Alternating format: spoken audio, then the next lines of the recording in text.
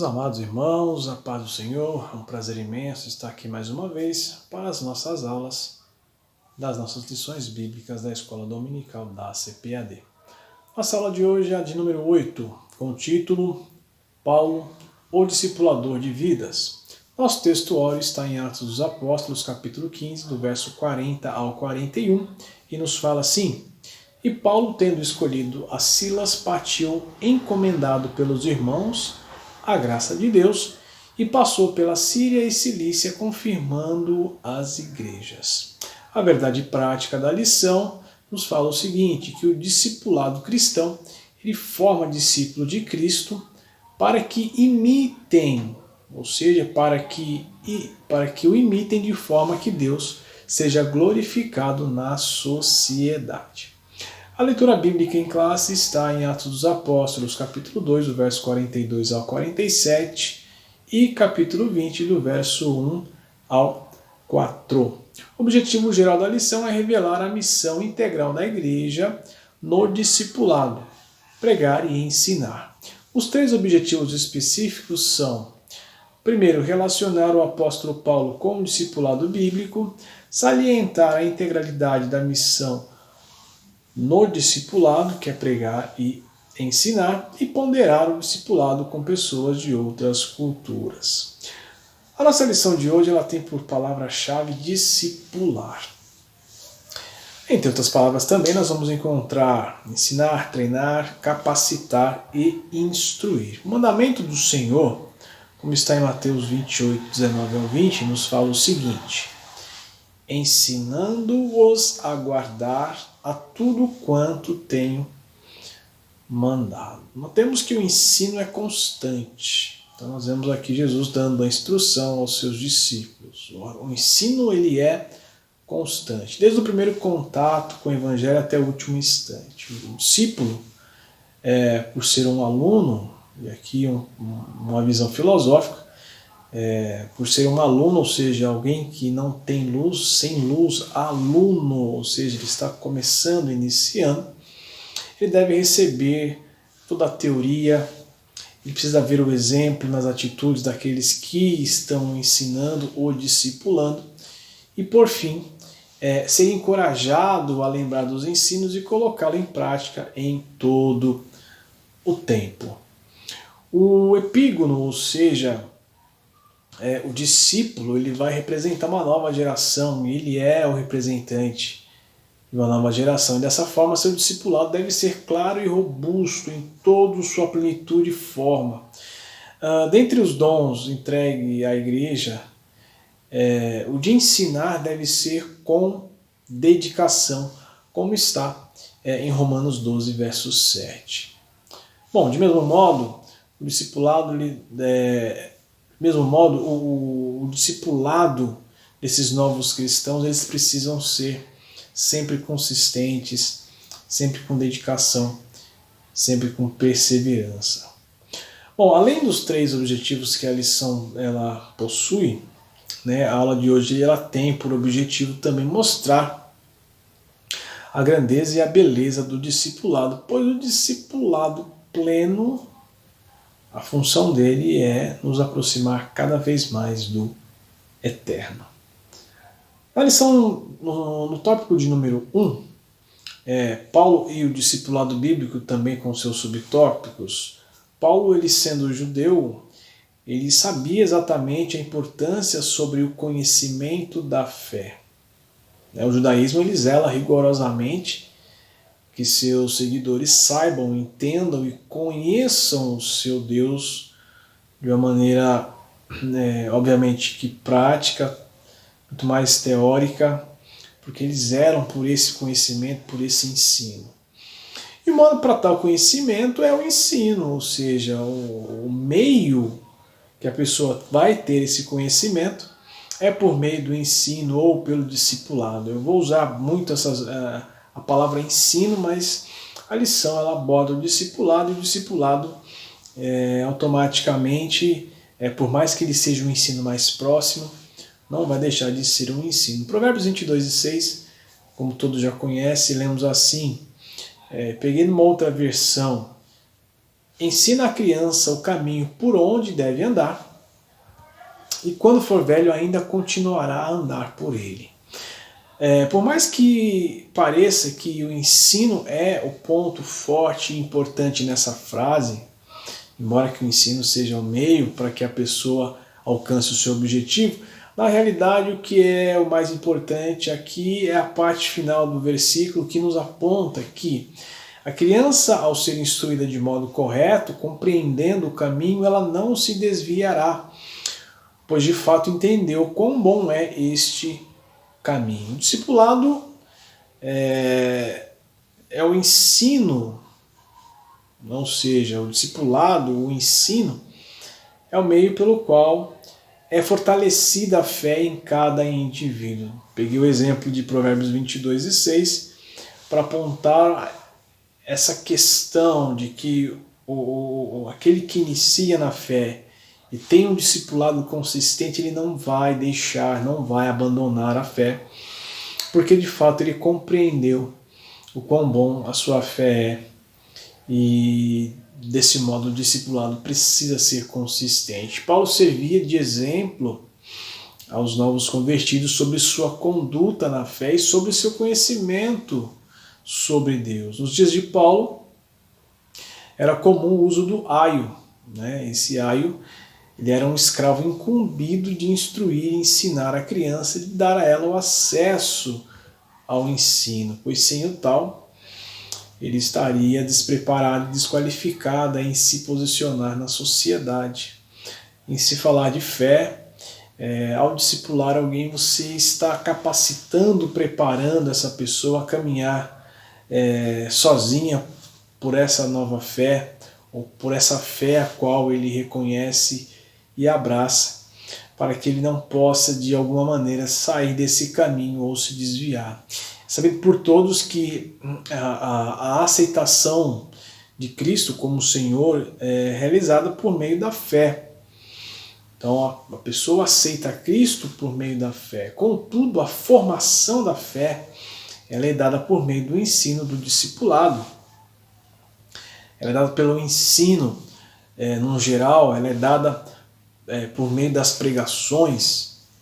E esse discipulado, esse ensino, essa pregação precisa ser coerente com a fé, e a conduta daquele que ensina deve realmente também coincidir e ser coadunar com aquele ensino. Paulo sempre se preocupou com isso, tanto que ensina à igreja de Éfeso que Deus levantou pessoas com o propósito de capacitar outros na fé, para que nenhum daqueles que estivessem em Cristo pudessem de alguma maneira ser tirado dessa fé por ensinos divergentes ou heréticos. E nós lemos em Efésios no capítulo 4, do verso 11 ao 14, a seguinte colocação. Ele designou alguns para apóstolos, outros para profetas, outros para evangelistas, outros para pastores e mestres.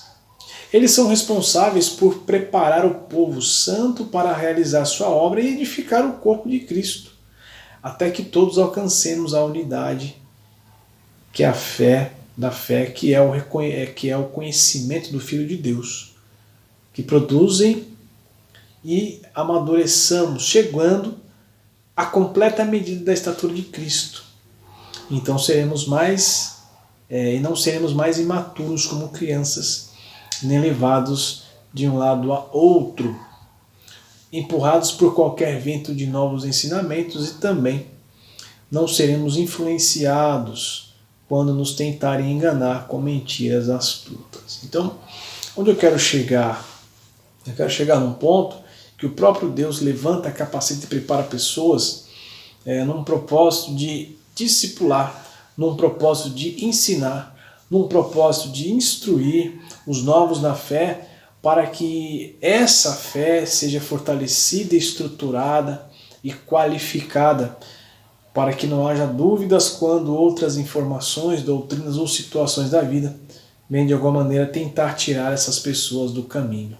Muitos de nossos irmãos entendem que devemos pregar a tempo e a fora de tempo, como está em 2 Timóteo, no capítulo 4, verso 2, E de fato isso é uma verdade. A pregação precisa, deve e é necessária em todo o tempo.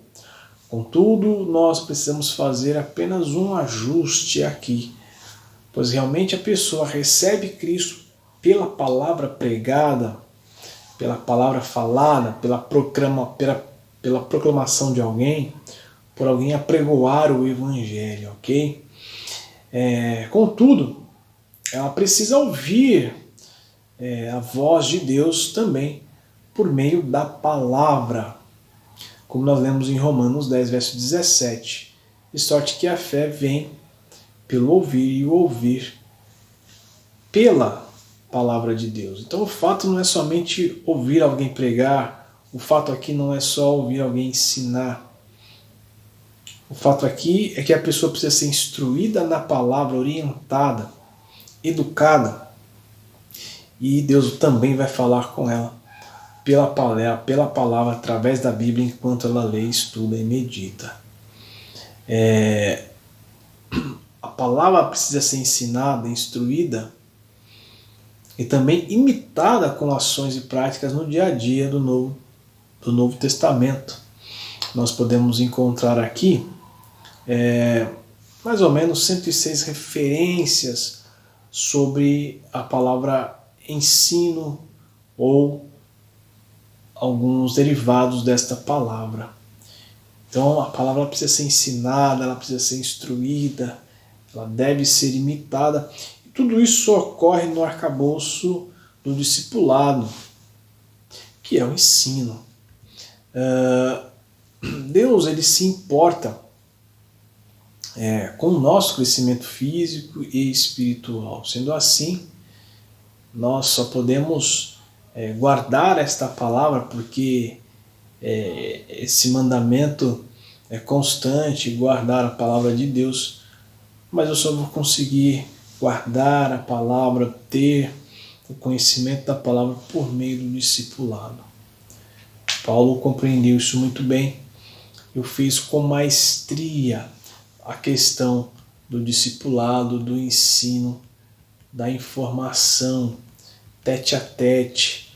E Paulo ele foi um grande homem, porque ele se preocupava com o ensino e com a informação de todos aqueles a qual ele falava do Senhor Jesus. Na igreja a qual ele formava, havia dentro dele uma preocupação em instruir, em ensinar e em discipular. No tópico 2 e seus subtópicos, nós temos o título aqui no tópico 2, o discipulado e a missão integral de pregar e ensinar. Nós temos o versículo: quão bom e suave é os pés dos que anunciam as boas novas, daqueles que anunciam o Evangelho.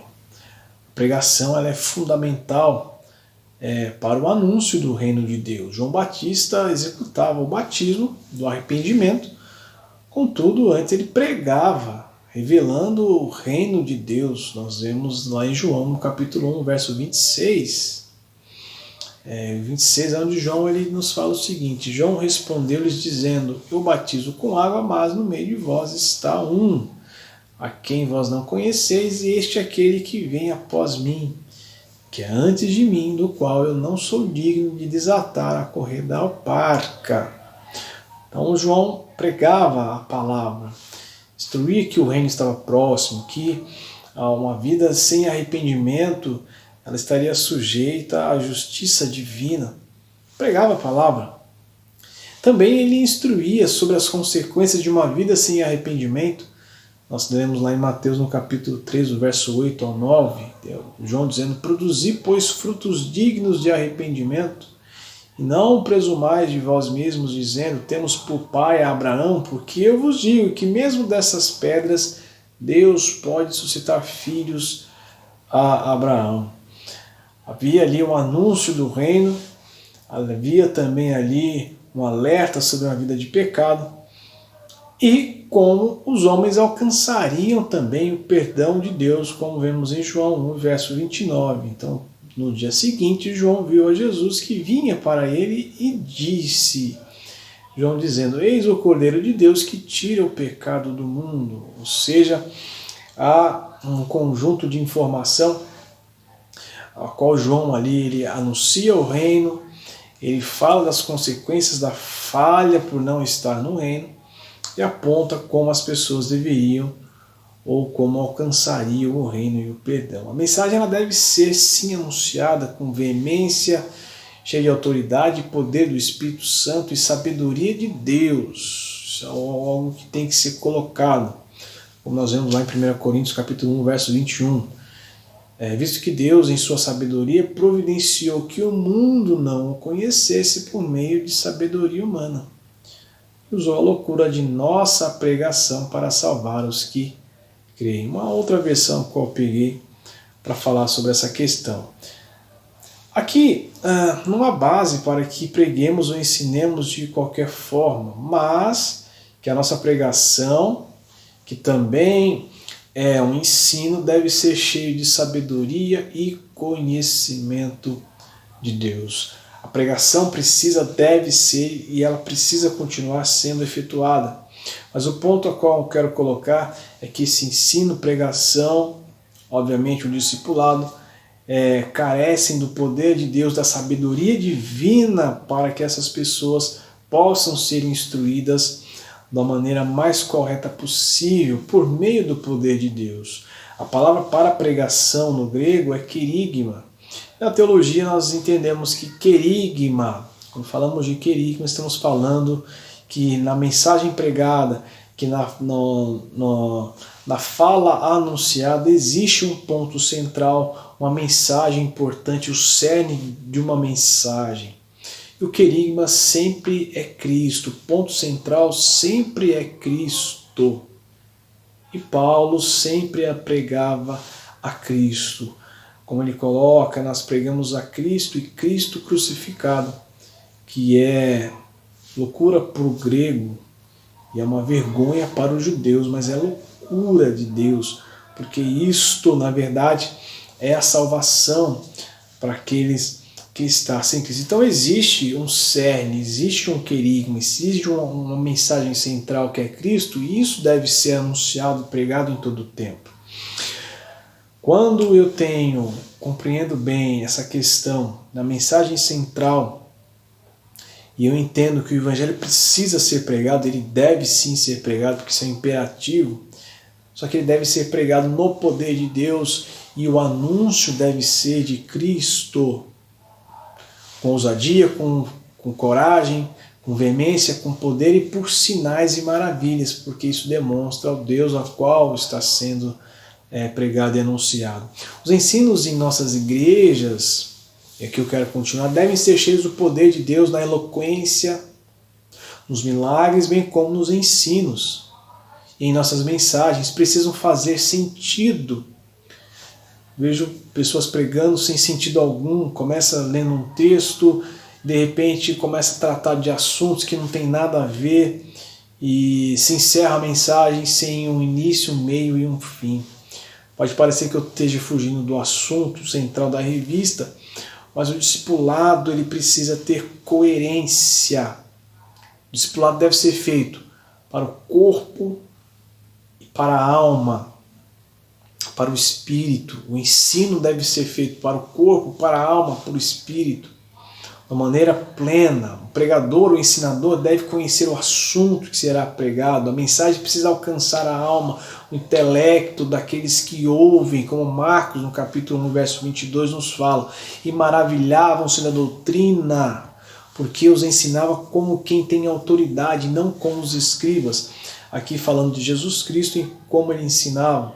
As pessoas se maravilhavam, porque Cristo pregava para a alma e também para o intelecto. Nossos ensinos devem ser como os ensinos de Jesus, não como os dos fariseus e dos escribas, porque Cristo falava e vivia aquilo que ele falava. Ele falava e dava-se frutos daquilo que ele realmente falava e daquilo que ele vivia. O discipulado, ele é um ensino, e esse ensino ele precisa ter coerência com o que é falado, porque a pessoa vai andar próximo como nós lemos no início da nossa lição, Paulo escolhe a Silas para caminhar com ele. Silas ali deve ter aprendido muito com aquilo que Paulo falava, por aquilo que Paulo fazia, por aquilo que Paulo confirmava ao pregar o Evangelho e ao discipular. Quando nós discipulamos, ensinamos e pregamos, nós devemos promover o crescimento do fiel. Sendo assim, todos os nossos encontros e reuniões na igreja, eles carecem de bons ensinos, pois são com eles que o caráter, a fé e a conduta de cada membro é forjada. Fortalecimento da fé. Só que precisa haver coerência, precisa haver sentido, precisa haver uma colocação em Cristo como querigma da mensagem do discipulado. E para nós finalizarmos, o item 3, o discipulado com pessoas de outras culturas e os seus subtópicos, o discipulado ele precisa ser transcultural, precisa ultrapassar barreiras, fronteiras e culturas. Porque nós vamos pregar a palavra de Deus e a Bíblia Sagrada como centro de regra e prática. E ao adentrar em povos de culturas diferentes, não deve ser usada a Bíblia ou a pregação como uma agressão pessoal às culturas, mas a pregação ela precisa promover mudança. E essa mudança, por meio da Bíblia, ela vai ser alcançada com êxito, com ensino coerente. E quando falamos de uma outra cultura, de outros povos, as atitudes vão falar muito mais do que as palavras, porque, como já dito, cada povo, cada lugar, ou se nós formos falar dentro do campo de missão transcultural ou dentro do nosso próprio país, mesmo dentro existem culturas bem diferenciadas dentro da nossa sociedade, ou de costumes que as pessoas têm por hábito, e a Bíblia ela deve ser usada para mudança, no sentido de que a pessoa vai se aproximar cada vez mais de Deus, cada vez mais do Senhor. E após a pessoa se aproximar de Deus, estar com o Senhor, ver a atitude daquele que ensina, ministra e prega, essa questão cultural ela é colocada à parte, porque o desejo dessa pessoa que foi ensinada, instruída e discipulada na demonstração do Senhor, ela vai ter um único propósito em querer agradar a esse Senhor a qual ela está servindo. Então o discipulado ele precisa ser e deve ser exercido com amor, com dedicação, com afinco, no único propósito de anunciar a Cristo, de fortalecer a fé dessas pessoas, e Paulo fez isso com grande excelência, com grande maestria e com grande êxito, porque ele não estava fundamentado ou firmado no seu conhecimento humano, mas sim no conhecimento divino e espiritual. E é esse conhecimento que faz com que a igreja possa crescer, é esse conhecimento em Deus e de Deus que promove bons ensinadores, bons discipuladores, bons pregadores e bons orientadores. Meus amados irmãos, essa é a nossa aula de hoje. Que Deus venha falar ao seu coração, que você entenda que essa missão de pregar, discipular e ensinar, ela necessita ser feita na oração, no conhecimento e no domínio das Escrituras Sagradas, com o único propósito de anunciar a Cristo e de fortalecer a fé daqueles que ouvem. Que Deus abençoe a todos. Eu quero deixar aqui a você que nos acompanhou o meu forte abraço.